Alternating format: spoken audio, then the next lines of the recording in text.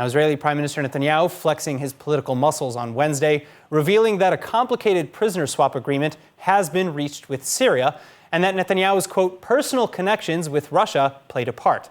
Hannah Rifkin reporting. Secretive negotiations earlier this week, not so secret anymore. Israel and Syria agreeing to a prisoner exchange involving a young Israeli woman and 2 imprisoned Syrian residents of the Golan Heights.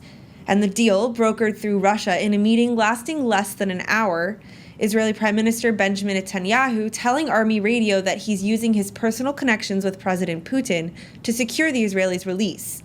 Meanwhile, National Security Advisor Meir Ben-Shabbat and hostage coordinator Yaron Blum leaving for Moscow on Wednesday as well. As for the prisoners' identities, various reports alleging the Israeli as a 25-year-old, formerly ultra-Orthodox resident of Modi'in Illit, who supposedly crossed into Syrian territory by mistake before her arrest. The Syrian prisoners, meantime, include Nihal al-Makht and Diab Kamuz, both of whom come from families that oppose Israeli rule over the Golan. Israel captured the Golan in the Six-Day War of 1967 and formally annexed it in 1981. Many residents still consider themselves Syrian and retain Syrian citizenship. But al-Makht was indicted for incitement in 2017, served 3 years in prison, and was released to house arrest. She will likely now be allowed to stay in the Israeli Golan in her home, a free woman.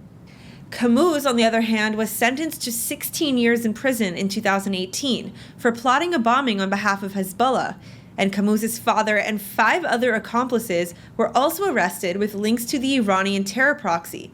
So it's not yet clear whether he'll be released to Syria or allowed to return to his village in the Golan.